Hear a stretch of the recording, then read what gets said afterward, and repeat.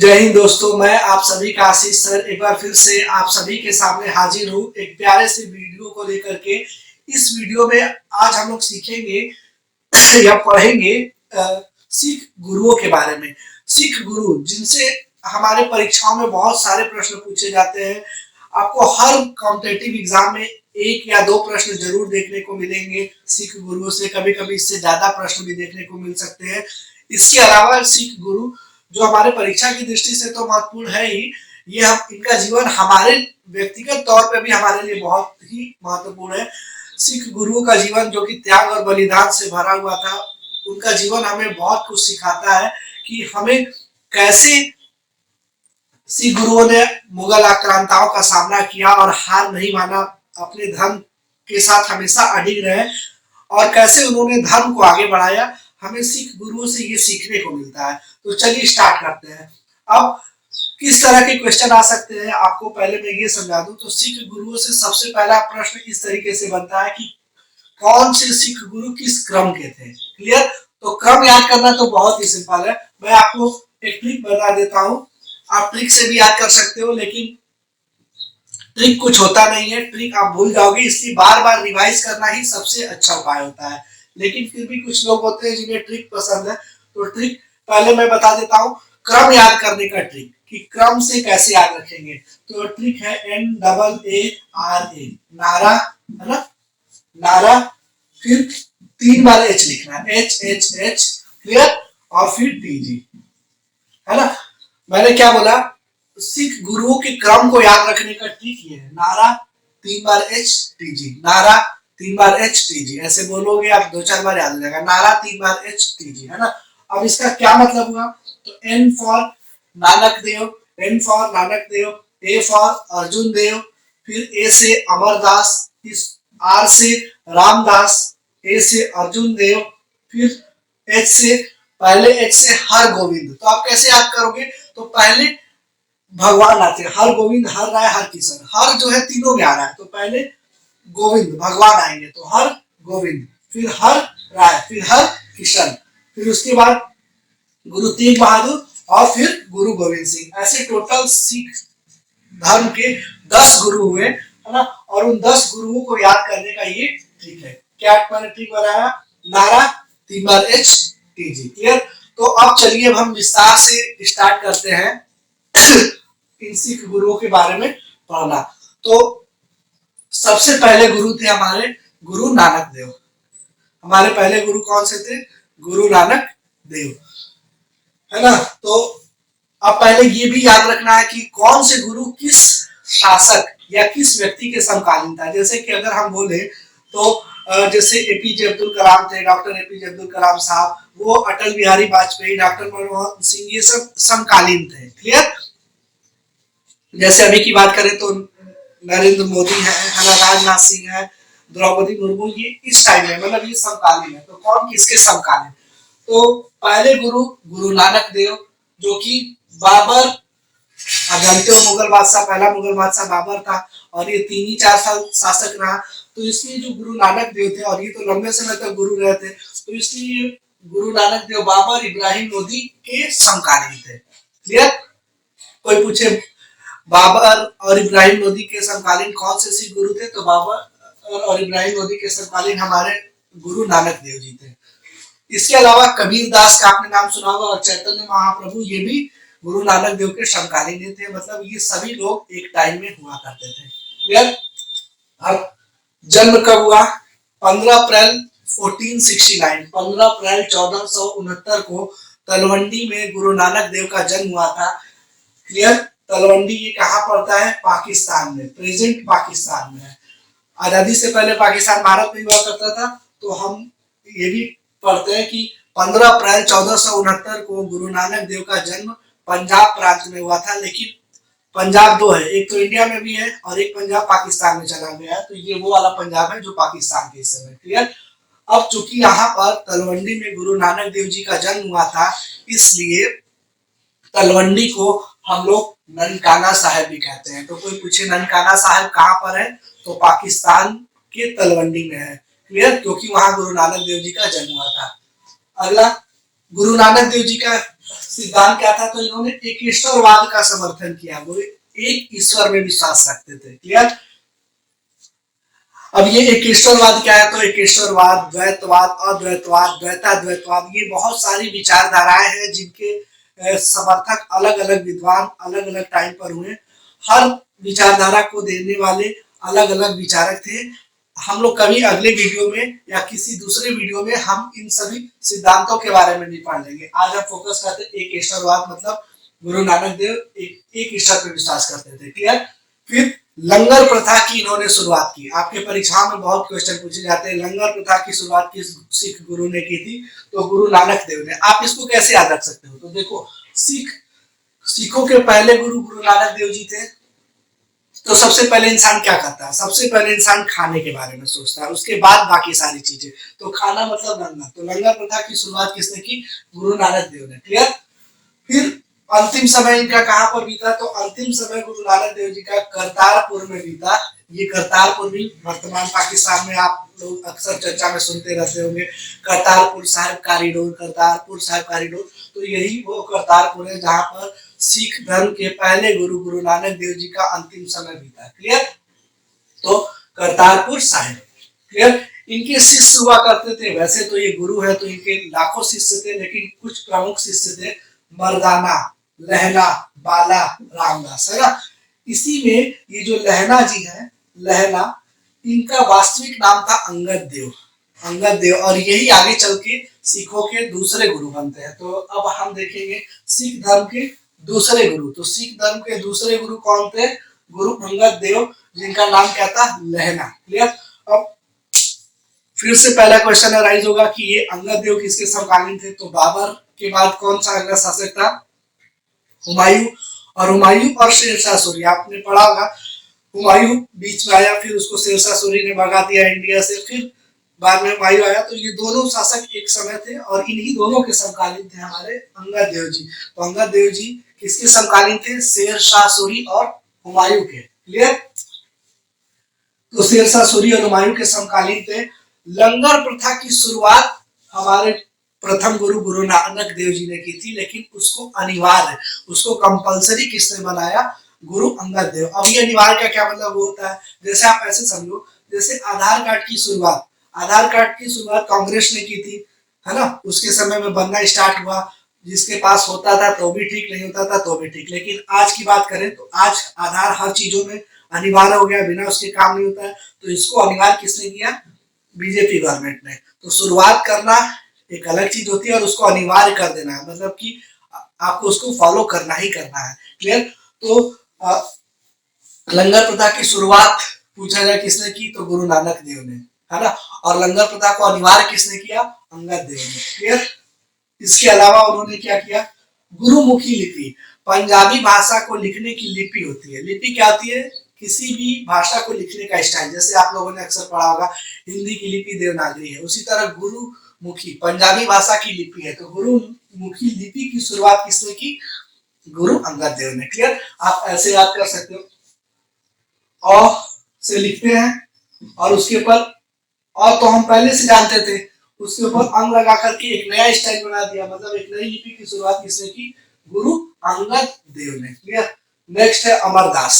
अमरदास जी ने क्या किया, तो सिख धर्म के तीसरे गुरु थे, और ये ऐसे गुरु थे जो पारिवारिक जीवन में रहते हुए इन्होंने गुरु का दायित्व निभाया। तो पूछा जाएगा वे कौन से सिख धर्म के गुरु थे जिन्होंने पारिवारिक जीवन में रहते हुए गुरु का दायित्व निभाया, तो वो थे गुरु अमरदास। क्लियर। और इन्होंने क्या किया, तो पर्दा प्रथा एवं सती प्रथा, जो कि महिलाओं, हमारे प्राचीन समय में महिलाओं से जुड़ी हुई एक कुप्रथा थी, इसका उन्होंने खुलकर विरोध किया। क्लियर।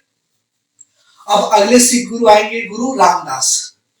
अच्छा, अमरदास जी किसके समकालीन थे, तो अब हुमायूं के बाद कौन आता है, अकबर। तो अमरदास जी अकबर के समकालीन थे। क्लियर। और आप लोगों ने ये पढ़ा होगा, अकबर का शासन काल थोड़ा लंबा था, लगभग 50 साल। तो अकबर के शासन काल में 2 सिख गुरु आए, एक तो वो हो गया अमरदास जी। अब अगला सिख गुरु हम लोग पढ़ते हैं, जो कि चौथे गुरु थे, गुरु रामदास। क्लियर। तो ये भी अकबर के समकालीन थे, और अकबर, आप लोगों ने पढ़ा होगा, अकबर जो है धार्मिक रूप से काफी सहिष्णु व्यक्ति था, मतलब सभी धर्मों का सम्मान करता था।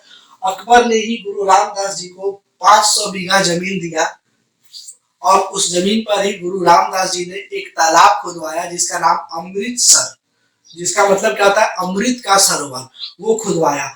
और उसी तालाब के आसपास एक शहर भी बसाया जिस शहर का नाम उस समय इन्हीं गुरु के नाम पर रामदासपुर हुआ करता था, जिसको कि आज हम लोग वर्तमान अमृतसर शहर के नाम से जानते हैं। क्लियर? तो अगर आपसे ये प्रश्न पूछा जाए कि अमृतसर तालाब किसने खुदवाया, तो गुरु रामदास ने। अमृतसर शहर किसने बसाया, गुरु रामदास ने। अमृतसर शहर का पुराना नाम क्या है, तो रामदासपुर। क्लियर? अब आते हैं अगले शासन, तो अगले सिख गुरु, तो अगले सिख गुरु कौन थे, गुरु अर्जुन देव। कौन थे, गुरु अर्जुन देव। अब अकबर के बाद अगला शासक कौन सा आता है, जहांगीर। तो ये किसके समकालीन थे, जहांगीर के। क्लियर? इन्होंने क्या काम किया, तो ये जो अमृतसर शहर में आप लोगों ने सुना होगा या देखा भी होगा, आप लोगों में से बहुतों ने, एक पवित्र सिख धर्म का स्थल है स्वर्ण मंदिर। तो उस स्वर्ण मंदिर जिसको हम लोग हरमिंदर साहिब भी कहते हैं, तो स्वर्ण मंदिर या अमृतसर शहर का निर्माण किसने करवाया, अर्जुन देव ने किया। क्लियर? तो आप ऐसे समझो, अमृतसर शहर किसने बसाया, तो दुनिया कौन बसाती है, भगवान राम, तो रामदास है ना। अमृतसर शहर किसने बसाया, रामदास जी ने। और अमृतसर शहर में स्वर्ण मंदिर जिसको कि हरमिंदर साहिब भी कहते हैं, वो किसने बनवाया, अर्जुन देव ने। क्लियर? और एक आप देखो कितना बढ़िया एक उदाहरण मिलता है हमारे सामने, एक धार्मिक बंधुता का, धार्मिक सहिष्णुता का। एक लाहौर के सूफी संत हुआ करते थे साई मियां मीर, साई मियां मीर। उन्होंने ही स्वर्ण मंदिर की नींव रखी। आज जो हम धर्म के आधार पे लड़ते झगड़ते हैं, आप देख सकते हो स्वर्ण मंदिर जो कि सिख धर्म का पवित्र स्थल है, और केवल सिख धर्म वाले नहीं, सभी लोग सम्मान करते हैं, सभी व्यक्ति वहां जाता है।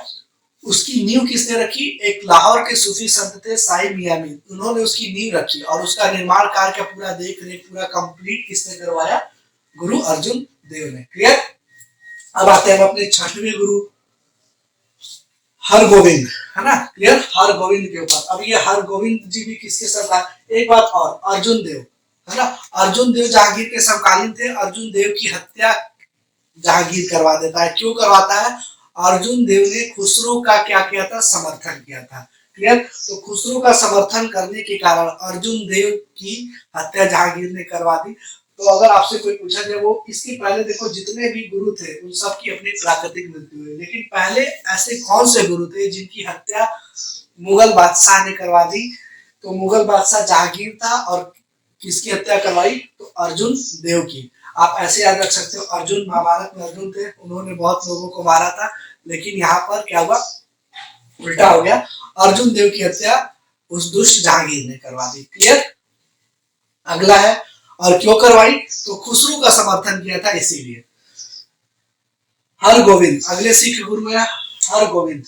हरगोविंद जी ने क्या किए, अब 6, 7, 8, 9, 10 लास्ट के जो चारों सिख गुरु है, 1, 2, 3, 4, 5, सॉरी, लास्ट के ये पांचों सिख गुरु औरंगजेब के शासनकाल के समय थे, मतलब कि ये सभी औरंगजेब के समकालीन थे।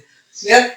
पहले बाबर के, दूसरे हुमायूं के, फिर तीसरे चौथे अकबर के समकालीन, फिर पांचवे अर्जुन देव जहांगीर के समकालीन, सॉरी छठवें भी जहांगीर के समकालीन थे। और अंतिम के चार हरि राय, हरि कृष्ण तेग बहादुर और गुरु गोविंद सिंह, अंतिम के जो चार शासक सिख गुरु थे वो किसके समकालीन थे, वो औरंगजेब के समकालीन थे। तो हरगोविंद ये भी, चूंकि आप ऐसे याद रख सकते हो, अर्जुन देव की हत्या जहांगीर ने करवा दी, तो इनकी प्राकृतिक मृत्यु तो हुई नहीं, मतलब ये कुछ ही समय में इनकी मृत्यु हो गई होगी। तो फिर उसका अगले सिख गुरु बने हरगोविंद, और जहांगीर तो जिंदा ही था, मतलब ये भी जहांगीर के समकालीन में। क्लियर? तो इन्होंने क्या किया, इन्होंने अकाल तख्त की स्थापना की। अकाल तख्त की स्थापना किसने की, हरगोविंद ने। तो आप ऐसे याद कर सकते हो, अकाल से कौन बचाता है, भगवान गोविंद। तो हरगोविंद ने अकाल तख्त की स्थापना की। नगाड़ा जो एक वाद्य यंत्र है, इसको प्रचलित इन्होंने ही किया। सच्ची बादशाह हम लोग कहते हैं, सच्चे बादशाह, तो इन्हें सच्चा बादशाह कहा जाता है हरगोविंद जी को। क्लियर? अगले सिख गुरु थे हरि राय, हरि राय ये किसके समकालीन थे? तो मैंने बताया ना 7 से लेकर के 10 तक। अंतिम के जो 4 सिख गुरु थे वो औरंगजेब के समकालीन थे। इनका दारा सिखों की मित्र हुआ करते थे, दारा सिखों के साथ इनकी अच्छी मित्रता थी। क्लियर? बस अगले सिख गुरु कौन हुए? हरिकिशन। अगले हुए हरिकिशन। क्लियर? इनकी चेचक से मृत्यु हो गई थी। तो आपके परीक्षा में प्रश्न आए कि किस सिख गुरु की मृत्यु चेचक से हो गई? तो हरिकिशन जी की मृत्यु किससे हो गई? चेचक से हो गई। क्लियर? हरिकिशन जी की मृत्यु किससे हो गई? चेचक से हो गई। क्लियर? अगले सिख गुरु है गुरु तेग बहादुर। गुरु तेग बहादुर ये भी औरंगजेब के समकालीन थे और औरंगजेब ने इस्लाम ना कबूल करने के कारण इनकी हत्या करवा दी। इस्लाम धर्म नहीं स्वीकार किया है इन्होंने, इसलिए औरंगजेब ने इनकी क्या कर दी? हत्या करवा दी। और इनकी मृत्यु के बाद अगले सिख गुरु बनते हैं गुरु गुरु गोविंद सिंह। गुरु गोविंद सिंह। क्लियर? इनके पिता का नाम क्या था? तो ये तेग बहादुर जो कि 9वें गुरु थे उन्हीं के पुत्र थे। पिता का नाम गुरु तेग बहादुर था। क्लियर? इनका जन्म 1666 ईस्वी में हुआ था और कहां पर हुआ? पटना में। तो आपसे प्रश्न पूछा जाए कि पटना, जिसको कि आज हम लोग पटना साहिब भी बोलते हैं, वो किस सिख धर्म के कौन से गुरु से संबंधित है? तो गुरु गोविंद सिंह से। गुरु गोविंद सिंह ने ही पाहुल प्रथा की शुरुआत की। गुरु गोविंद सिंह ने ही पाहुल प्रथा की शुरुआत की। गुरु गोविंद सिंह ने खालसा पंथ की शुरुआत की। अभी खालसा पंथ क्या है? तो खालसा पंथ एक सिख लोगों का सैन्य दस्ता है, जो कि आप देख सकते हो इससे पहले बहुत सारे सिख गुरुओं की हत्या आक्रांताओं द्वारा, मुगल आक्रांताओं द्वारा करवा दी गई थी। तो इसलिए सिख इन्होंने ये अपने लोगों से यह आह्वान किया कि अगर हमें अपनी रक्षा करनी है तो हमें भी अपनी एक सेना बनानी होगी, और उसी क्रम में इन्होंने खालसा पंथ की स्थापना की, जो कि एक सिख सैन्य दस्ता था। इन्होंने एक पुस्तक लिखी, इस पुस्तक का नाम जफरनामा। बहुत ही महत्वपूर्ण प्रश्न है, आपकी परीक्षा में पूछा जाता है अक्सर कि जफरनामा पुस्तक के लेखक कौन है? तो गुरु गोविंद सिंह। या गुरु गोविंद सिंह ने कौन सी पुस्तक लिखी? जफरनामा। क्लियर? और इन्होंने 5 ककार की शुरुआत की। 5 ककार, ये क्या होते हैं 5 ककार? केस, कंघा, कड़ा, कक्षा और कृपाल, ये 5 ककार है। तो ये इस तरीके से हम लोगों ने सभी सिख धर्म में जो 10 गुरु हुए। अच्छा, आप लोगों को लगता होगा कि 10 ही गुरु क्यों हुए? अब इनकी मृत्यु के बाद, गुरु गोविंद सिंह की मृत्यु के बाद, और इनकी भी मृत्यु नहीं हुई, इनकी भी हत्या औरंगजेब ने करवा दी, है ना? क्लियर? महाराष्ट्र में ये गए हुए थे, वहीं पर औरंगजेब ने इनकी हत्या करवा दी। तो इनकी हत्या के बाद फिर कोई सिख गुरु नहीं हुआ। तो क्या सिख लोग किसी गुरु को नहीं मानते हैं? तो मानते हैं। इन्होंने फिर उसके बाद गुरु ग्रंथ साहिब, गुरु ग्रंथ साहिब को ही, गुरु ग्रंथ साहिब को गुरु मान लिया गया। गुरु ग्रंथ साहिब क्या है? सिख धर्म की एक पवित्र पुस्तक है। इस पवित्र पुस्तक को ही सिख लोग अपना क्या मानते हैं? गुरु मान लिए। क्लियर? तो और अब इन्हीं की पूजा की जाती है। मतलब अब कोई व्यक्ति गुरु नहीं होता है सिख धर्म में। अब पवित्र पुस्तक गुरु ग्रंथ साहिब भी क्या है? सिख लोगों की एक, सिख लोगों के लिए गुरु है। क्लियर?